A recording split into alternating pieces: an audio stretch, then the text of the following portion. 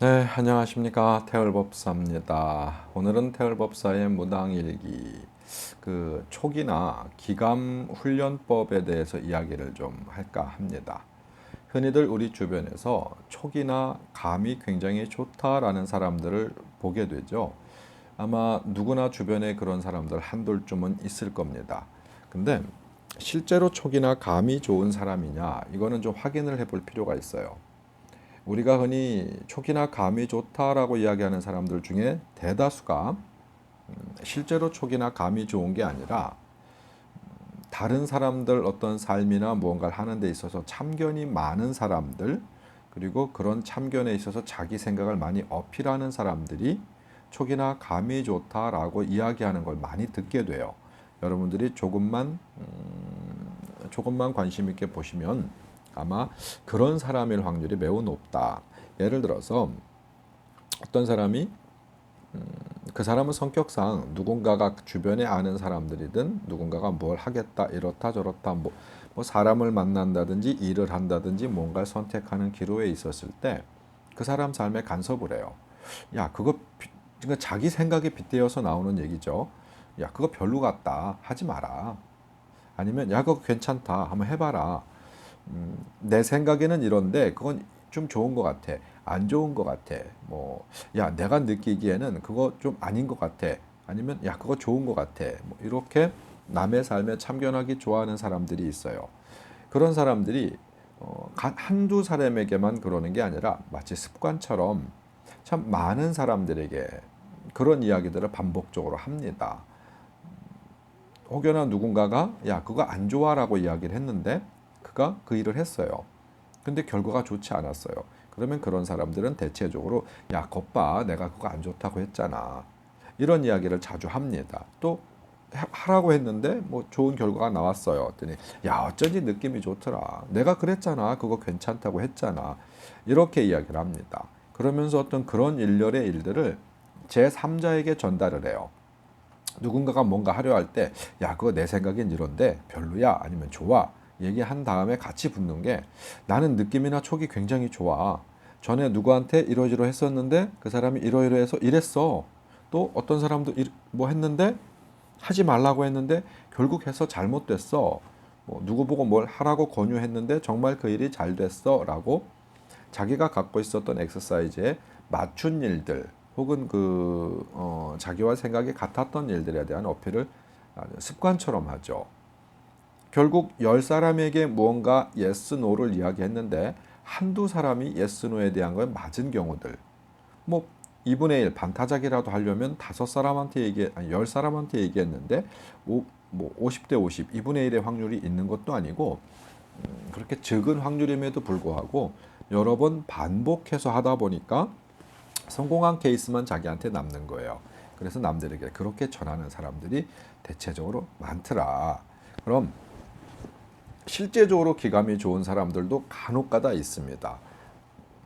이 실제적으로 기감이 좋은 사람들은 타인의 어떤 이 기운 내지 타인의 어떠한 앞날에 대한 어떤 이런 이 기운을 좀 느끼는 경우들의 사람들이 있어요. 기감이 상당히 증폭되어서 증폭된 어떤 육체와 정신을 타고난 분들이 가끔 있어요. 이런 분들이 좀 강하면 저희 같은 직업을 갖게 될 확률도 매우 높습니다.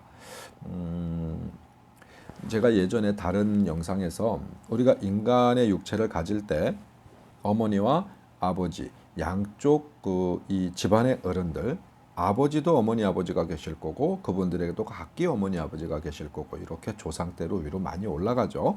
그러니까 어머니 아버지가 같아요. 두 분에서 한 분 한 분 한 분을 낳잖아요.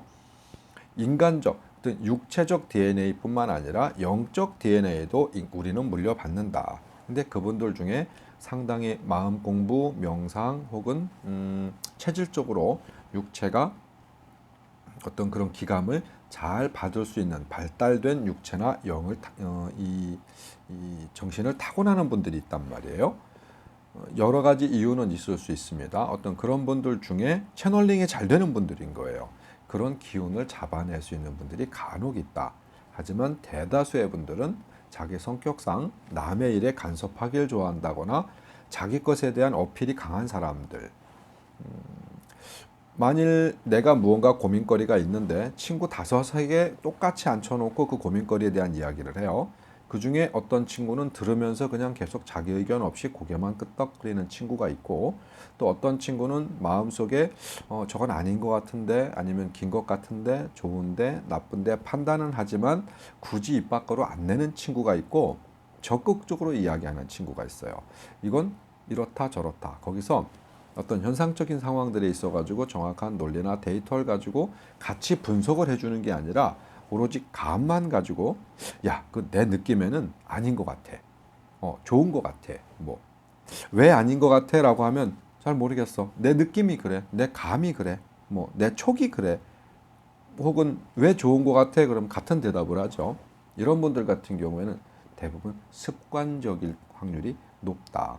해서 여러 사람들에게 여러 가지 어떤 경우의 수들을 입 밖에 내다 보니까 간혹 거기에 맞는 경우들이 있다. 그 맞는 경우들을 자기가 차곡차곡 쌓아서 남들에게 전달하고 본인 스스로도 그렇게 착각하는 경우들이 있다. 해서 제 주변에도 저는 감이 참 좋아요. 촉이 되게 좋아요. 이렇게 아주 자신만만하게 이야기하시는 분들이 여럿 있어요. 근데 그 중에 거의 대다수는 아까 전자와 같은 경우다. 예, 실제로 감이 좋은 분들은 어떤 경험까지 하느냐면은 제가 그런 이야기를 들었어요.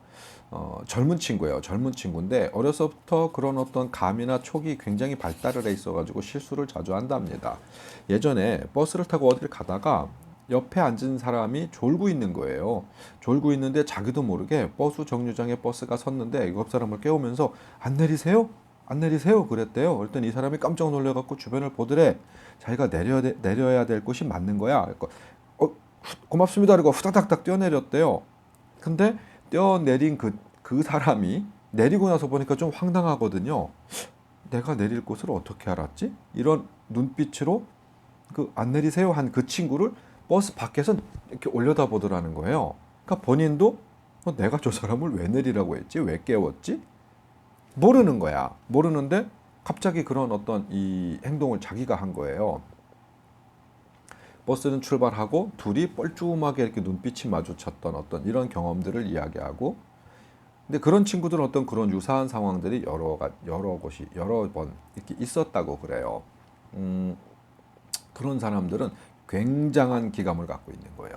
옆에 있는 사람의 기운을 그냥 읽은 거예요. 읽었는데 내가 어떤 기능이나 원리를 알고 읽은 게 아니라 나에게 감각적으로 그렇게 침투를 한 거예요.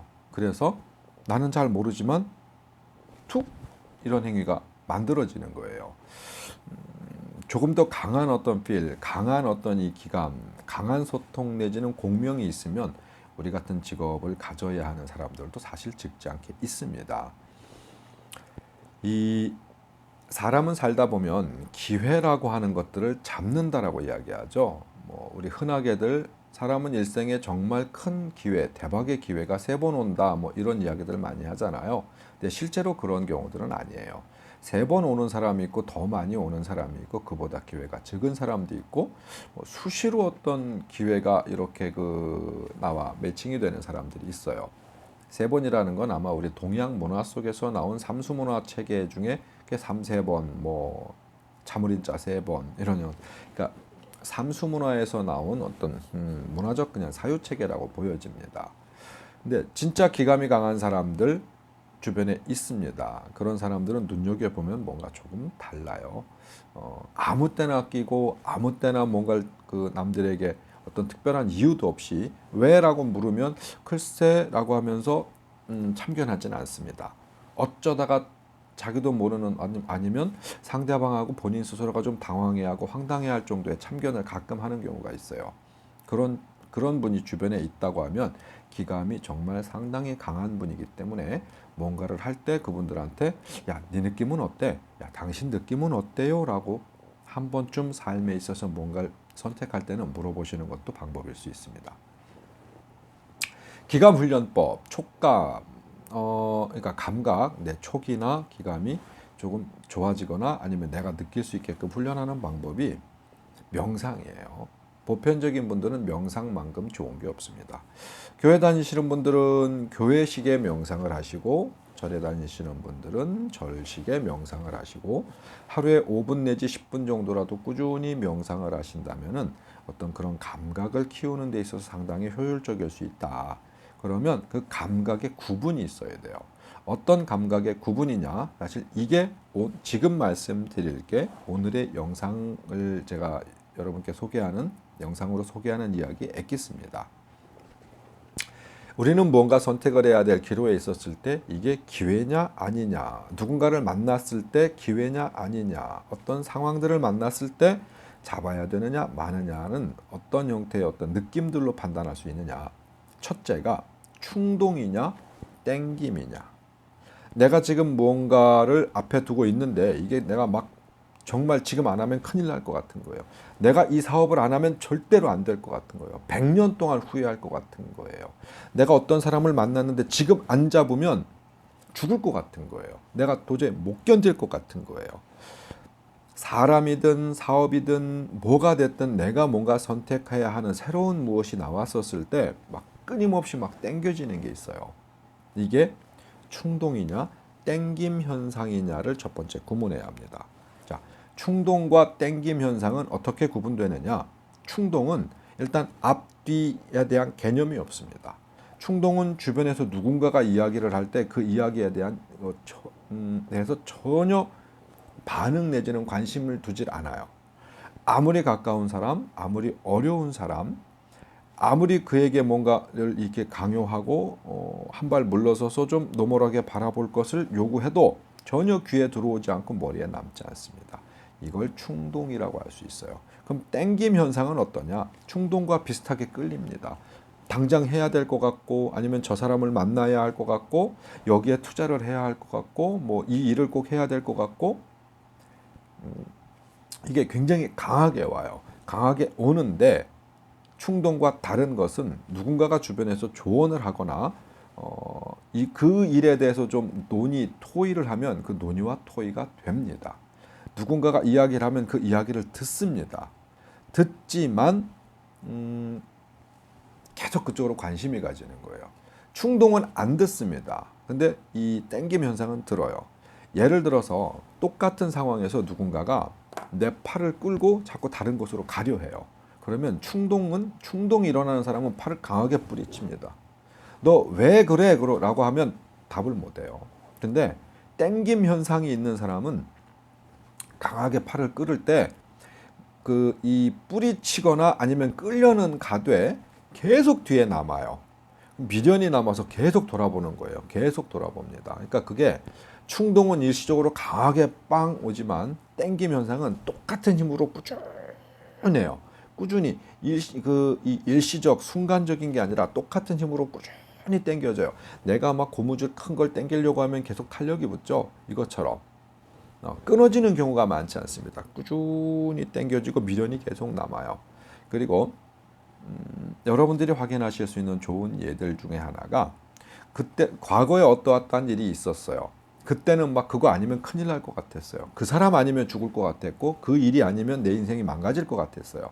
그 일은 분명히 대박이라고 확신이 들었었어요. 이런 일들이 시간이 지나서 잊혀지는 경우가 있어요. 그냥 에이 그땐 그랬어.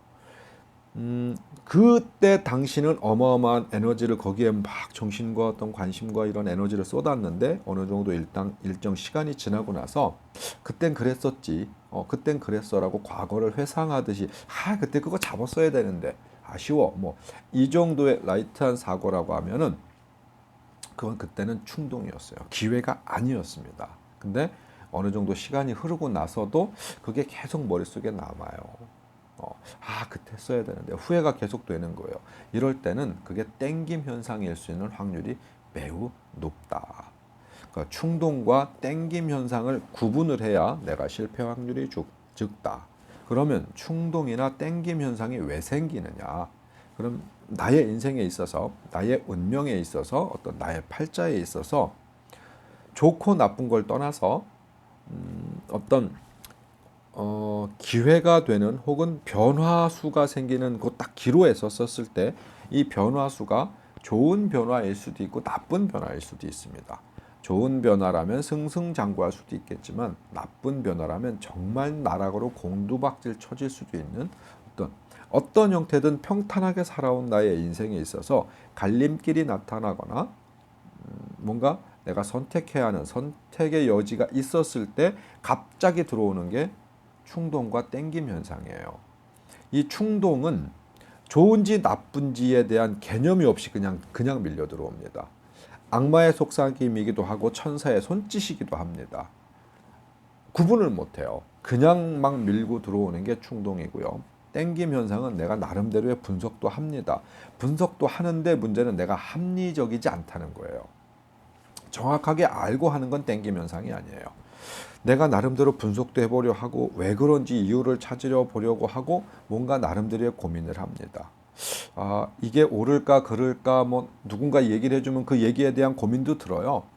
아예 귀 닫고 배제하지 않습니다. 그 땡김 현상일 경우엔. 그런데 나도 잘 모르겠어. 해석이 안 되고 분석이 안 되는데 계속 끌리는 거예요. 같은 에너지로.